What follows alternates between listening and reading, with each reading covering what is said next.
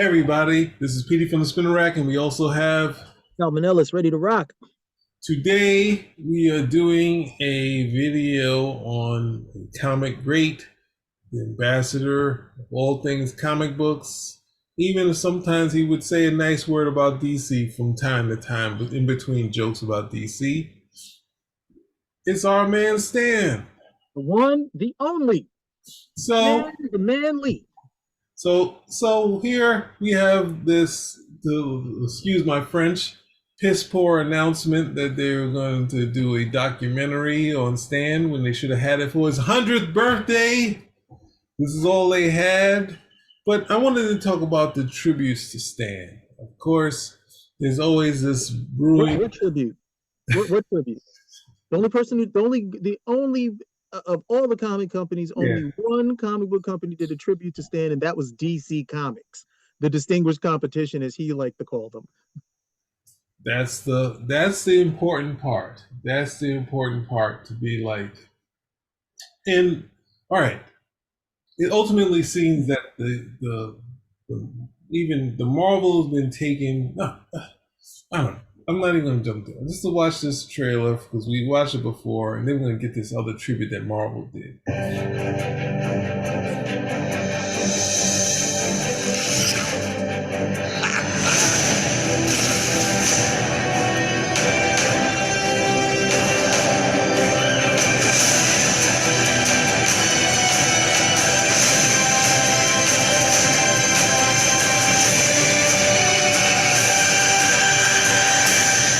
Wow, that hurt. Nothing. They had nothing planned, so we did It's that. not even his face; it's a drum. Yeah. So we had that. Um, That'll be like you guys doing a tribute to me with the comic book hero image right over there. It's like it's okay. You can actually show some real me. It's all right. That's cool. um, it kind, ultimately, it feels like, you know, you gotta.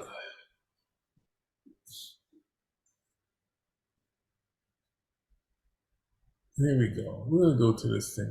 It's getting these Marvel and Disney. That would be the Disney arm of well, Disney is the whole. That's what Disney did for Stan, or someone they got some assistant to put together a quick edit, and they probably paid more for the music than they did the edit itself, But they got this thing done, and then Marvel was 100th birthday. They gave us this nice image, right? He's saying like, look, this is cool. Right, you got him and the X-Men, and we got all of some of Stan's creations, right? But they were very particular in how they did it, right? So they decided, you know what? We can't put the new X-Men on here. Why? Stan didn't create them. We can't put the Silver Surfer on here. Why? Because Stan didn't create them, right? And we can't put Captain America on there because he didn't create them. Now they're not saying this, but it's in showing you what they did, right? Saying, hey, we're gonna stick to Silver Age Marvel and everything that Stan created because he also created characters before Marvel, so we can't just say that, that they act like he created nothing. So I think that's one of the, Kirby was in his things. What did Stan ever created? Well, he did create characters that, over time, just like at the end of the war, those characters, all the characters died out, especially the Marvel ones. And they revived their most successful ones in Cap, Human Torch, and no, they didn't even revive Human Torch, but they revived Submariner, and they didn't do well in the 50s. But I struggle with why can't you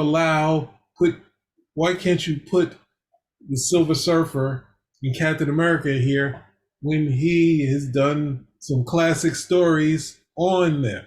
Right, Daredevil in his original outfit as opposed to the red one. I mean, these are some questionable choices here. he was a co-writer. He was the writer of the book When the Costume Changed.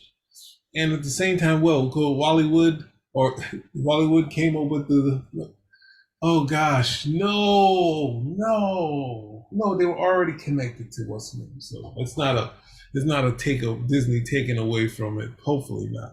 But we we give people This is not a respect, tri- huh? this is not a this is not a tribute. This is not a tribute. One, if it's a tribute, it would be a wraparound cover.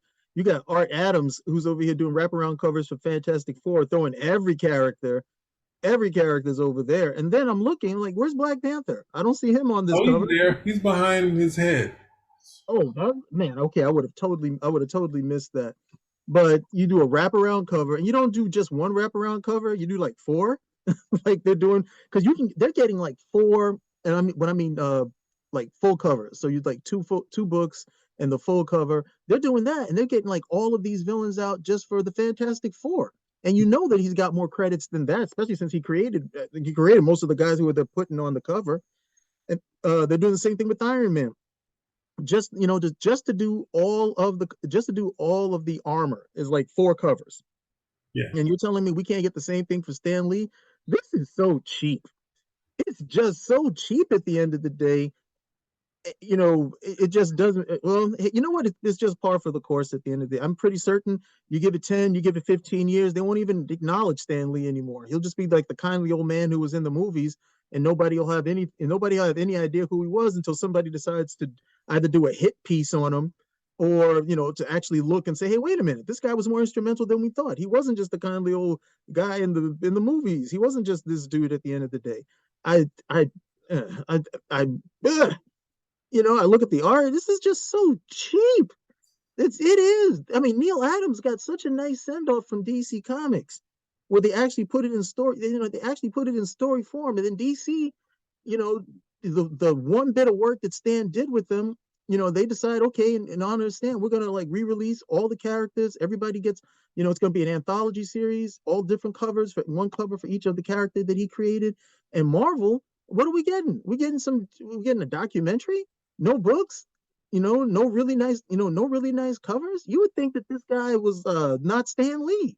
You would think it's somebody like I don't know, like Martin Goodwin or something of that nature. It just doesn't make a lot of sense, why they're being so cheap with him. Yeah, no, it's a sad thing, but I think ultimately, if we can't do you can decide to do these tributes where you say, well, we can't have him sitting next to characters he didn't create, like like these characters that like Cap and Silver Surfer, these are part and part of Stan.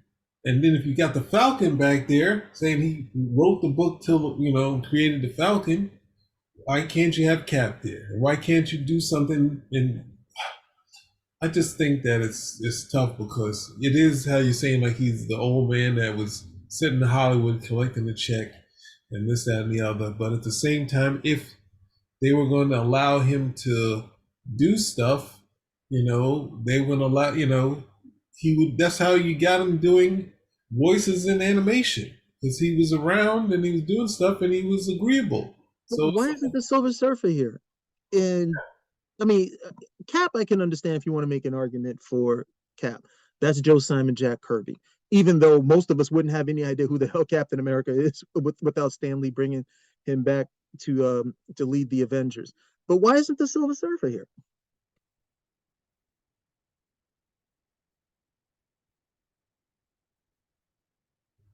if you have someone like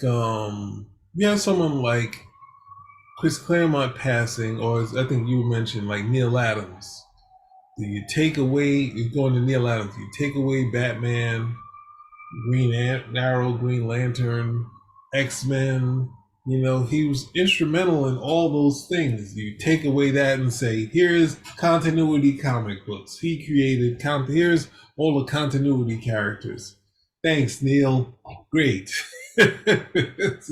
And you think you said it, Raja Ghul type of thing. So if Chris Claremont passed, You wouldn't just have Rogue. Who else? The redos, Rachel, or something like that, and the villains. Like you would have, Gambit or something like that. You would have the X-Men.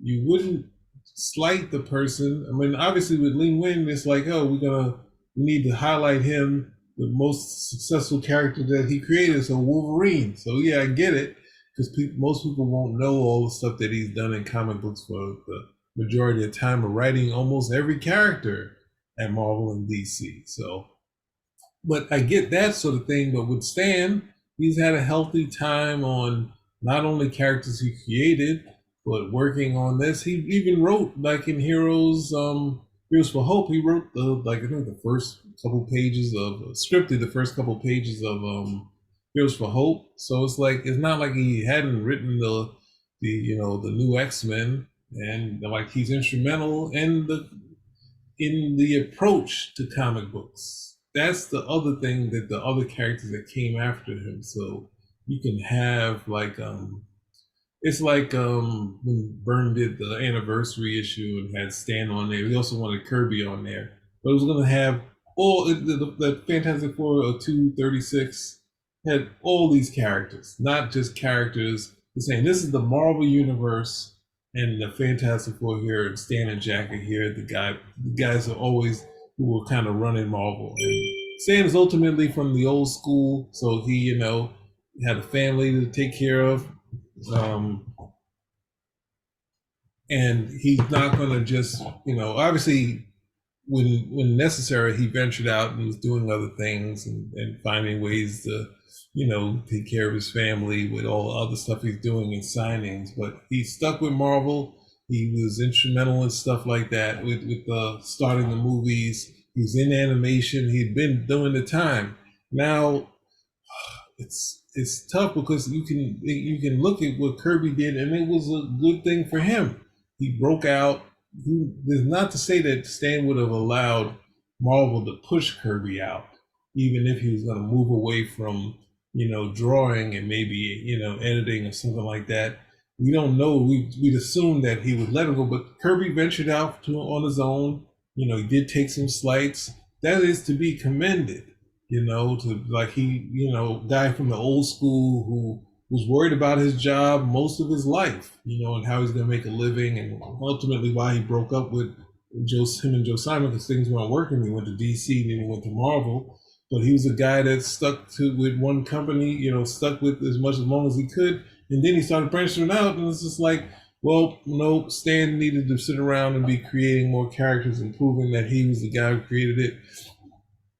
Just do him right by him, and let's not stay away from the Silver Surfer, which was one of his favorite characters, and he was the one who said it before anybody else, that Jack just threw this character into the story. And I was like, who is this guy? And that comes the greatest line in comic books. It's like, I always thought that, the character as powerful Galactus should have a herald. And they said we should do some more with him, type of deal, which was one of Jack Kirby's throwaway characters, so not to say that Jack Kirby was throwing, because he had plans for him too, but if you do, solid stuff on it, put him on there. And Marvel and Disney, do some more for Stan, instead of saying we're going to do this documentary that's going to be some animation stuff, and we're going to get on it.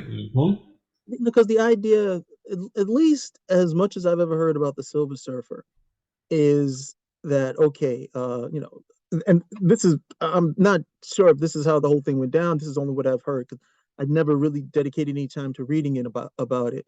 But and again, a lot of people forget Stan's still editor. So there's a whole bunch of books that he's overseeing, and he's collaborating with Jack Kirby on Fantastic Four. And he's like, I want a story where the Fantastic Four fight God, which that's a really that's very general in terms of the story. And then, but supposedly from that, we get Galactus and we get Silver Surfer. And then I guess some people want to attribute that whole thing to Kirby. So that would be the answer why we can't see the Silver Surfer here. For all I know, there's some back, behind the scenes stuff with that I don't know about.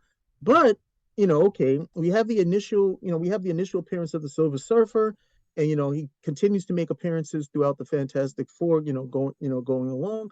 But then, the stuff that the stuff that comes out is Stan. When you look at the Silver Surfer series, that's Stan Lee and John Buscema. Okay, and then you look at probably, which is heralded as probably the best Silver Surfer story of all time, which is Parable with Mobius. That's also Stan. So this is this guy. He obviously is showing that yeah, he had a penchant for the character, did some really good work, and instead of doing what they did with Neal Adams, where characters that Neal Adams worked on revitalized or popularized while he was on the title. You saw those characters with Neil. So you saw he didn't create Deadman, but Deadman's there. He sure as heck didn't create Batman and Robin or Hal Jordan Green Lantern, but they're there. Black Canary is there. Superman is there. And then the characters that he created. And to be quite frank, the characters he created, most people wouldn't be familiar with. Ra's al Ghul or Talia al Ghul or Man Bat. But those characters there, but also the characters that he invigorated with a new energy. Okay, or that hey, there's no way that you don't remember this cover that Neal Adams did. Those characters are there, and the approach would stand. Almost seems like they're ashamed of the dude. Yeah, that's the other thing that that Key and Peele joke where Stan is coming up with all these bad ideas, sitting around there, and it's like, no, let's reverse it. Stan wasn't coming up with the bad ideas. Hollywood, the people that owned Marvel was coming up with the bad ideas, and he had to support them, or else he would have lost his job. Like he would say, "Oh, this is like, what do you think how Hollywood works, right? As long as they're making the movie, no one can say anything bad about it, right? Because you don't really, outside of hearing, that in Superman Lives, that they threw out Kevin Smith's script while it was coming out. No one said anything because you could get sued and this, that, and the other. So there's no business where Stan could have taken the reins from these people and they would have understood that this guy understands what he's doing and let him make a movie. And maybe he wouldn't been able to make a movie. But the idea of it is that somehow he was sitting around here coming with bad ideas and they couldn't do it. Because that's the hint that if Key and Peele did that joke, then that's what everyone thinks. Because I never really thought about that, where he's just sitting up there, bad ideas in the room. And it's just like, no, he's out there every time they need someone to talk about the movies or the Captain America in the 90s or the FF in the, what's the name? People who spend their money, they needed promotion. And what else are you going to do? Have him say something or Nightcat or any of that stuff. But they're going to blame him for all those bad ideas all these other people came up with. He said, well, it sounds like, well, what else do people do? You don't get to say anything bad about the thing, or they send you to Siberia. Like, but you're going to send him and say, oh, well, he didn't really do anything. He's not instrumental to any of this stuff. How many years him and Wesley Snipes talking about Blade and the Black Panther? And we finally got the Black Panther, and he was backing and supporting what Wesley was saying. Well, they weren't talking together. They both were talking about it separately, but they both were energized, and we got a successful movie in Blade. So, and that's the thing that people miss, that, hey, somehow he has to top himself. Yeah, and I think one of you said hit pieces, the rise and fall of Stan Lee, the True Believers, is like, we're going to point out every Stan failure. Like, no one else in life, as far as a creative person, like Hollywood is a business where you fail more than you succeed. And that's not just, oh, these companies fail and these. Just to be happy for the Stan Lee failures because he kept at it. Because and a lot of people don't realize how instrumental he was in getting a lot of the stuff from comics to animation, and then from comics to film. Yes. Because if not for Stan Lee, we probably would have never seen Blade. He was like, no, we can get this stuff. We can get the stuff out here, okay? And he was the guy. He was the guy who was still working on a whole bunch of that stuff, even when it wasn't there, it wasn't happening, and nobody else saw it, and he could still continue to work on it, be it that he was directed, okay, or it was self-propelling. He was still working there on all of that type of stuff. And we don't get Blade with we don't, and that's the movie that really does cement Marvel like, hey, we actually have a something viable we can get done here. I mean, who besides Stan Lee thought that there was something viable to the Marvel universe in terms of making all this stuff besides Michael Jackson? That's the other thing. Whereas they kind of looked at it as, well, they already. I don't even understand. Well, the thing that what they can see when you already had Spider-Man, but that's the thing. When you look at this thing, and I think you pointed it out, which is to be honest about the situation. The Marvel cartoons and not the Fantastic Four, the Spider-Man cartoon from the '60s, the other ones that had pulling straight from the comic books, they had a shelf life of the '70s and '80s until they became something you'd buy on a VHS or a DVD. But for reruns, those things were on all the time. And when they finally came back at reruns, I would watch them when I was before I was a teen, and while I was a teen, I would watch them, just waiting for those things to come by. And at some point, when you're a teen, there are funny points in there, but they got mileage out of this thing, which was seen even by Stan as something that didn't work, but it was something that these characters keep going, and they were taking Marvel stories and chopping them up and doing bits and songs that are still, people remember that stuff. So it's like this sort of even the missteps have had some longevity, like with this 66 cartoon, which is classic. For me, the Fantastic Four that was done by Hanna-Barbera was amazing, and it really had the action adventure tone that was in the early FF. And so it's like you had these things, these attempts, these trials, and at the same time, it's like you can credit, like they credit Jim Shooter for saving Marvel, but they don't, say, they don't bring up the new. When people talk about the new universe, they say, well, that was Valiant. They're like, no, Valiant was like flashy characters. These were like, that's like Vertigo trying to do superheroes type of thing. That's what the new universe was. And the approach is wrong, but no one really sits around and says, well, this was a failure. Or his return to the Valiant things, which didn't last for that long. They don't sit around there. They support him. And at the same time, because then and if you say that, hey, Shooter did all these great things, the biggest success was while DeFalco was there, and he doesn't get any of the credit for getting comic books to $1 million again. So ultimately, I say this to say that Stan is the man who was in comic books. He was there, and he had already built relationships with the film people, and that's how they got him into the thing. He was doing the animation stuff, so he's already connected, and it was just fun to have him in there. But then it became, oh, he's this figurehead that was going around, we just propping him up, and there were these other guys that did all the work, and it was like, yeah, there was guys that did a lot of work, the bulk of the pacing, some of the plotting, but Stan was still there, and he was as Roy Thomas said, he was a tough guy to put your work in front of, because he didn't necessarily like other people's plots, and he would edit the book to how he liked it. They say the creation of the Black Panther came as the Cold Tiger, and you can see so many pages that were tossed out. The Cold Tiger redesigned, not exactly similar to the Panther from the past, but having some of the elements of the Panther from the Atlas days and the Westerns of that sort of thing. You can see he was definitely involved in taking that character and reworking it to what we got in the end. So you can't say that this was a character that Kirby brought in and Stan wrote dialogue to.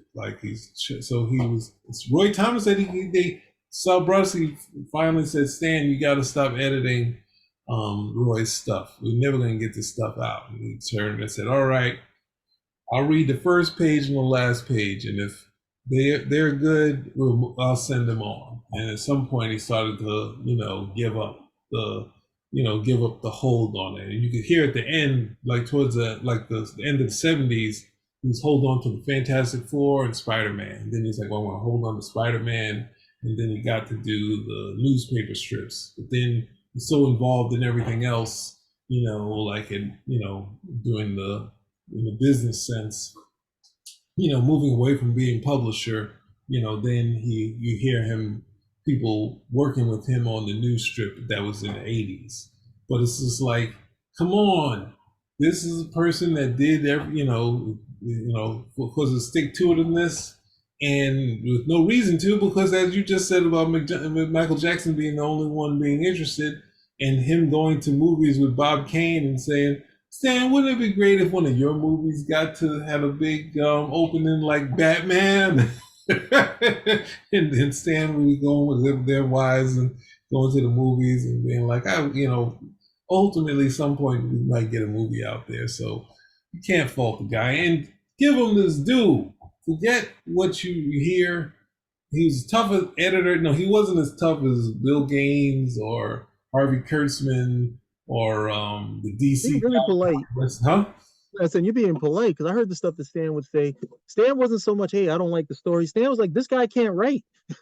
Well, the thing he said that about his brother, Larry Lieber. He was like, all right, let me go out, do this. He's like, no, you can't write. He was like, no. He took him off. He was like, I don't know what he was working on. He took him off the book, said, no, he can't write. And that was it. And he just, and eventually Larry Lieber came back into it. But, Stan would, he was no more Wessinger. It was no more Wessinger or Jim Shooter for that matter, where, like literally just berate dudes. And Jim Shooter learned that from Mort Wessinger. But, Stan was very matter of fact and like, no, I don't think this guy can write. I can do a better job than this, and that'll be the end of it. Well, that's the thing. When he thought after, getting his, working with his brother, he then got a bunch of writers, but people don't give those guys any credit for writing either. They keep saying that those guys that he brought in, like Don Rico, Al Hartnett, I think there's like a whole bunch of these guys that are kind of not, that nobody knows, that he turned to his brothers like, he said, you write better than these guys. But then at the same time, when he wanted to write and draw the Rawhide Kid. It's like, it's the worst selling title we got. He said, you know what? I won't even edit it. You can do whatever you want. Don't worry.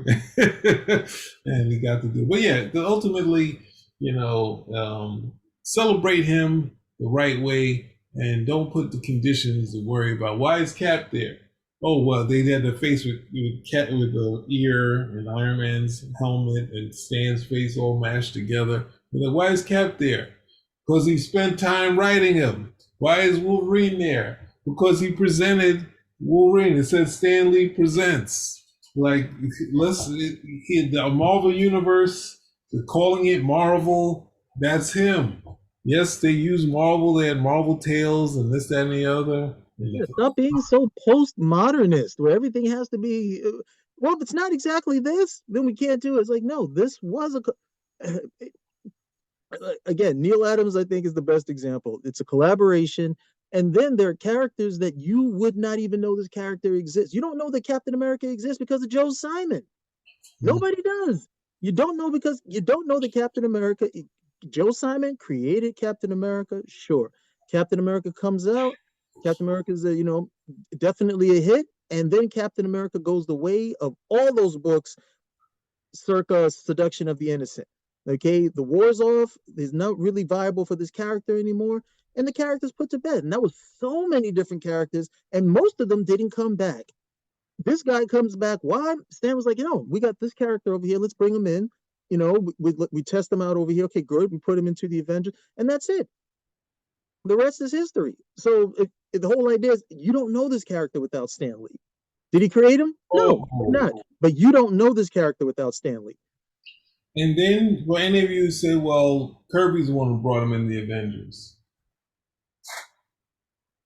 actually there is a plot for Avengers 4, which I haven't seen, but in a conversation between the Kirby historian Mark Evanier, who did Garfield and Rue the Wanderer and all that other stuff, he was talking about it and said, yes, Jack kept all of Stan's plots. So he said, I have a full assessment of how much Jack did and how much Stan did. He said, yeah, the writer says, I see Fantastic Four number one. And then Mark Evans says, I saw Avengers 4, that sort of thing. So there was conference and initial talk, but they've turned it into Jack Kirby coming into Stan, having a conference with Stan, telling him what he's going to do, and then Stan having an ego, sending him a plot that Kirby didn't follow. Like, no. Like, the thing of it is, if it came in and it didn't look like what Stan wanted, like the Hulk issue 6, you get what happened. Stan was not happy. Kirby walks out, takes his issue, the Hulk 6, where Hulk's on a plane and he's in the hospital, tears it, tosses it in the trash, and walks out of Stan's office. Larry Lieber takes it, tapes it back together, and studies the pages, and uses it to learn how to draw. But he's already drawn before that too. But that's the thing. He was involved in these stories, and of course less so as they had more titles. But if it didn't come out how he wanted, he was going to say something and do something. And there was an initial plot for that Avengers issue. He wrote the character. And the thing of it is, they don't even want to give Joe Simon credit. They're saying, oh, that picture that he has to prove that he designed the character, that came later. Where do you guys come with this stuff? Joe Simon said he had it. What other proof do we have? We time dated the stuff? We don't. We only have that. That's how he got the copyright thing of the copyright law. Every time the copyright law came in, he went to Marvel and got some money out of them because he created it. And in '66, Kirby didn't know that. He sided with Marvel and said Captain America was created at Marvel. Everything, the supplies, all this stuff was in it. That drawing he did was done at Marvel. 72, not at Marvel. I'm doing my own documentation. Oh, Captain America, where was it created? Oh, in Joe Simon's house. Fine time to say that. In your memoirs, no one can look at that basic thing and say, how do you go? And ultimately, Simon didn't have any issue when, as he said, they talked after the court case, and I think Marvel was supposed to give Kirby some money, and he was talking with Simon about it and said, yeah, they said they were going to give me something, but they didn't. And he was like, he said, well, you were, even though you didn't have a suit against them, you're supposed to get the same money that I made. And he's like, what? He's like, yeah, you're a co-creator. You're supposed to make the money. And they're like, oh, what a dirty dealing. He didn't tell, that's not how court cases work, especially when you got the other guy on the other side of the case. But he has to basically Kirby's had some bad things in court, and we can't always be like, hey, we love him, but if you make some mistakes, they're going to be found out. It's not because everyone's dirty dealing and this, that, and the other. He just said he had a hard time in court, and he didn't really, he made deals that he went against, and that's why he couldn't work at DC anymore. And it took him until I think probably, 13 years before he could work at DC again. So the people had to leave so he could ultimately work there again. So ultimately, Stan was a force in the Marvel universe. So all parts Marvel universe. Even he was the catalyst for Marvel 2099, even though they took it from him and they gutted his whole idea, and they went their own route, and they had him do his Ravish thing, and it wasn't the creative thing that they had before that, which is not a testament to Stan, but he initially had the initial idea for 2099, which was a success. So you can put him in the thing of saying he is, the co-creator of the Marvel universe. So all things Marvel universe. The same way with Kirby, they put most of the stuff with him in there, and they don't sit around there saying, "Well, we can't put Cap because he's only." Well, I guess they had to put Cap because he's a co-creator, so that's fine. But this thing of they don't take out when he draws the thing, he got Spider-Man in his drawings of all the Marvel, and Kirby's drawings of all the Marvel characters. He's not sitting around there saying, "Hey, I didn't work on it." Or in his mind, he probably thought he did. He created it. So because I worked on it first, even though Stan rejected it. Created the Fly. He created the Fly again. He's like, so I think I think I could put that on there, but it's like the Marvel posters of the creators where they would just draw the characters they worked on, not just the characters they created. So this thing goes against the classic Marvel piece where the character is with the characters, like the Byrne picture where he's around all of the thing, and the ones he created was what Kitty Pryde, Alpha Flight. There might be someone else on there that was a part of his creation, but those are major creations that he had in that picture. And it's like, well, no, what who we're gonna put on there? Just the villains, Sabretooth, and that. No, this is not how. This is take off of the classic thing, which we didn't mention in the beginning, which John Romita, John Buscema, Kirby. Byrne did one. I'm not sure if Gene Colan did one, but it was something that they would have with the creators, where they'd have the characters around them at the drawing board.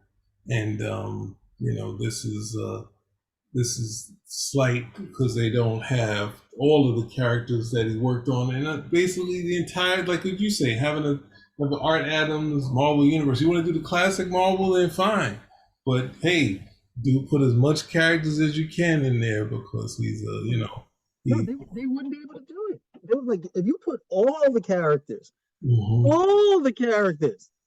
okay, you would never be able to do it because they're like, oh, we don't really want to put Paste Pot Pete, on the cover, so we're not going to do that one. Okay, well, just put all the relevant characters. You would still have a hard time. There was a lot of stuff that was done at that time, a lot, and this is just this is just 61 to 64, and that's the only that's the Marvel universe that anybody really cares about anyway. That's it. But there was still so much creation done in that 3-year period that you would have such a hard time putting it on a cover, or putting it on 2 covers for that matter. It's well, I'm looking forward to when this postmodernist wave goes over, when people finally exhaust themselves. But the questioning everything, this hyper accuracy where it's not accurate unless it's precise, and you can't do it with certain things because these things are never precise. When it's a collaboration, there's always some stuff over there that maybe, well, what about this? What about that? Especially in a time period where people weren't, like with Joe Simon, like, what do you mean? This is it. I don't have, I wasn't like, carbon dating my creation. Nobody knew that in 2023, you guys would be this obsessive about what happened simply because you want to be sure about what you're saying and not exactly about what happened. Well, that's the thing. I think to utilize that's what I would think a true fun tribute to Stan would kind of use the thing in I think it was Fantastic Four Annual 5 where it said Kirby wrote a spoof of how they worked together, and basically he did Great spoof. But it's like basically this is their conferences where they're both throwing out ideas. They both, and this is what and they said this was true. This is what Flo was hearing the two of them, getting all excited, going back and forth about stuff. They're talking about the car rides where Stan would talk about a story one way and Kirby would talk about a story the other way, and both feeling that they got their point across, and then Stan would look at the page like, this is what I kind of asked for, and sometimes change them, sometimes not. I always go to the issue with Daredevil, Spider-Man, and Thor is the one where Stan just threw his hands up and just put the dialogue in and try to explain as much as he could in that wacky issue. But ultimately, they're saying that, truly celebrate him, give him the due, and 101 birthday. In that case, that means you're gonna have to keep celebrating him because you missed the 100. And to prove that you actually, well, it's not gonna happen. No, I'm not gonna do that. Y'all want to move on there. He passed, so we don't have to do it anymore. But at the same time, we're gonna celebrate everybody else for all the other stuff that they did, for working on characters that either Stan created or the Stan started up or kept going or thought they should be brought back and this, that, and the other. At some point, they'll take the Human Torch away. Hey, there was the actual Human Torch before that. We got to take him off. We don't want to get those people. It was a Carl or Burgos, people to be like, hey, still how Burgos is the one who created the Human Torch. It's like, no, but this is Johnny Storm. It's the same character. Stan stole it. Like, no. But anyway, we've done this. The people who we in. Almost forgot. That's what I almost forgot. You can throw this. You can throw the Submariner into that mix as well. Oh yeah, you can. The thing is, you can definitely throw the Submariner in there because he's instrumental in bringing the dynamic. That's a dynamic that every comic creator has tried to put into their own thing of like Magneto has the element of the Submariner, also of Doom, but that thing of, hey, you did this stuff to my people, now I must destroy the planet type of deal. But at the same time, okay, I can't destroy the planet. They got Sue Storm on it, so I got to figure this thing out. But yeah, so ultimately, he's instrumental in this thing. He's, I can't say much more than that. Just celebrate him the way he's supposed to be. Don't hold back and worry about just damn the torpedoes and put out your tributes because there's a ton of Captain America issues. Like at some point, there's a Cap issue where Gene Colan drew where they were like, Stan was like, I need to put some dialogue in there. Just have Cap walking around. And Cap walks for like 3 or 4 pages. And at the time, it was like revolutionary. They're like, wow, look at this. This is amazing. Cap walking and talking type of deal. So it's like some stuff. It influenced Brian Michael Bendis to no small degree. But this is the thing where you have this is talent. I think, and I mean, again, I think this is the editor part of Stan, where okay, you got these characters that you just created and you're hot, but he was still like very familiar with well, what about these guys over here? Because obviously the superheroes, if he's looking at it correctly, he's like the superheroes are back. Mm-hmm. Okay? All right, so we got the Silver Age stuff that's happening over with DC with the new Flash and the new Flash, the new Green Lantern, Justice League, and of course, Goodwin's like, yeah, come on, give us our version of this. So you get the Fantastic Four. But in the same breath, he's like, well, what? Don't we have some superhero characters, of our own that we can tap at the end of the day? And yeah, I mean, you could say, well, Kirby was like, yeah, bring Captain America on here. But, then you would have to say, did he say the same thing for the Submariner? Yeah. And then, it can't be the same argument where, okay, Kirby does a book and Stan doesn't like it. Stan doesn't like it, and he's got to go back and retool it, to Stan's liking at the end of the day. So whereas Stan has final say, but he was stealing stuff from people. That does, again, there's the guy wore a lot of hats at the end of the day, but the savvy enough to say, no, we got some characters over here. And not everybody got brought back because the original Human Torch did not get brought back. I mean, he might have made an appearance here and there, but he didn't get brought back. And a whole bunch of the other guys from like the All Winners Squad, we never saw them until sometime later. Roy. Huh? Roy Thomas, Mr. Golden Age himself. Yeah. Roy Thomas, between the All Winners Squad and the All-Star Squadron, he loved those guys. He loved those guys, but that was him at the end of the day. And again, another editor. But there was still other characters that were created, and we didn't see those guys. Very targeted in who got brought back and what was their purpose and what was the purpose of this character, coming back at the end of the day, because they fit into the dynamic that was going on. But I gotta of course, we agree on this one. I believe the Stan Lee should be more celebrated. Hopefully, he will be. Once you get past this whole period, because these guys don't want to celebrate him too much, because they don't want to answer any questions. And have to deal with this, that, and the other. No, Stan was a thief.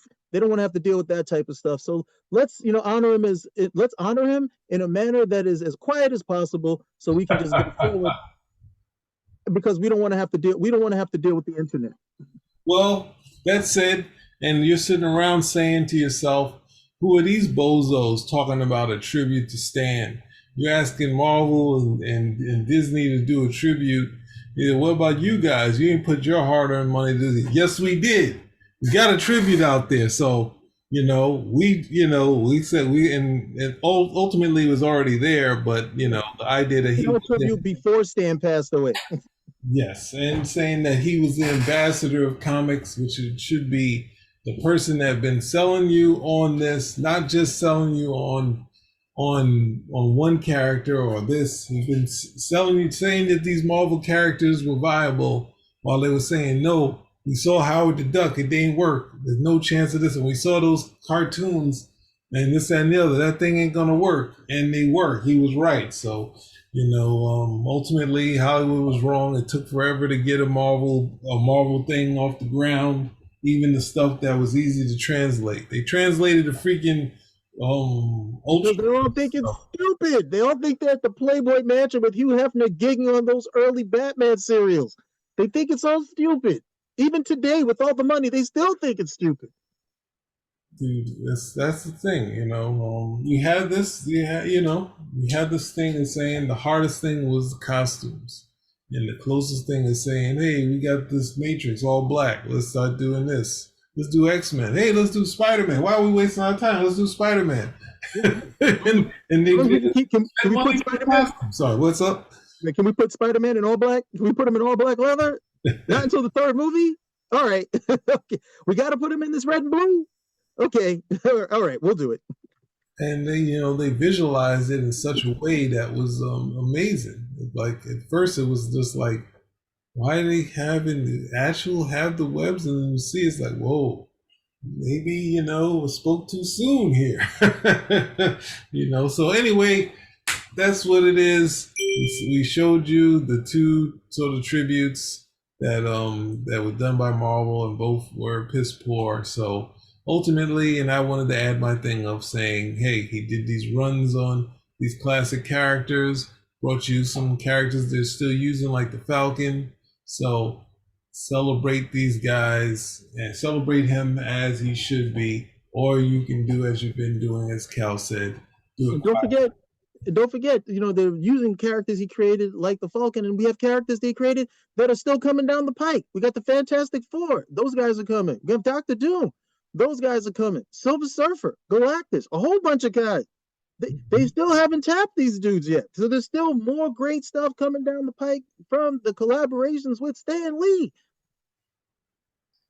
Yeah. So, that's the thing. And, even the pros, well, the thing is, the pros that knew Stan that were, that would bleed for Kirby still were fans of Stan, right? So you have Daredevil you have Frank Miller who went to bat for Kirby many a time, and at the same time, in doing that, he never went and said, screw you, Stan. he said when he's doing the big guy and he's like looked at the Jeff Darrow artwork, he's just like, I just put my Stan hat on, and and he had fun with it. So I went to bat for Kirby before anybody else went to bat for Kirby. Yeah, Stan Lee. Yeah, that's the thing. He's the one who said that. The description of the Marvel thing was saying, "Hey, I just talked these things out, and then over time, that's the thing. When he argued with Kirby on the radio show." He didn't even fight over plot. He just said, "Hey, every word in those books were mine," and that's the thing that Kirby had said in '85 that obviously bothered him. That said, "Hey, he didn't write anything. He probably had some, basically saying he had probably a ghostwriter writing this stuff." And he's like, and they say, "Oh, he's attacked him at a radio show." It's like these guys needed to talk, and then at the same time, at the end of not even an argument, the disagreement, they were joking around. They connected again. So this is the thing that would happen. This is how this book, and it's still a problem to people now. This book only happened because the two of them were in animation doing the Fantastic Four in the 70s. And Kirby still had a contract with Marvel to complete comic pages. And Marvel was like, yeah, that the storyboard you're doing, that can work to your contract too. And then they'd sit in the office with Roy Thomas at the animation place, and they can, reconnect it again. And then, of course, what does Stan always do?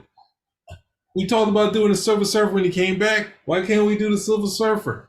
And it got done. And then it was universally panned until we found out that Kirby had, at least even, he didn't, anything that he drew, he wrote long descriptions and sent it to Stan, which I don't think Stan used. But at the same time, they're like, wait a second, Kirby put all this thing into it. We got to believe in it again.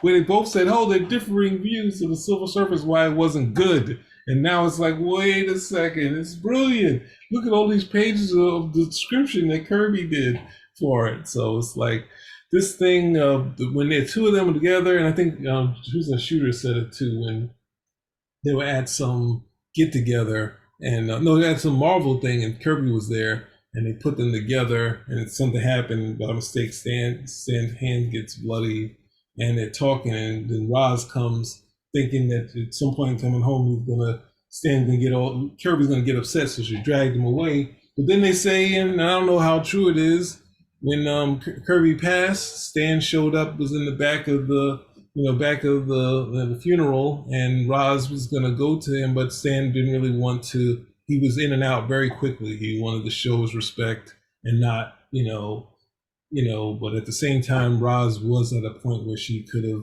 been there and accepted Stan, but it just, it's like this big thing of Marvel came, between them. And at the same time, the fear of, hey, they might kick me out, which I don't think Stan would have ever let that happen. So, but it's better that Kirby ventured out and we got so much for it. So, but that doesn't mean that he stole the stuff. Hey, these origin of Marvel Comics. Why does it say written by Stan Lee? Because all the stuff written in the passages in that, they have credits for each issue that's still in there. So get out of here, you guys. Celebrate Stan, celebrate Kirby. And then say celebrating Stan doesn't mean you're not celebrating Kirby and all the other people. We celebrated all of them on this channel. So we went on forever on this. We're closing it out, right? Spinner rack. Out. We haven't been on this enough, so you're going to have to sit with us for an hour later.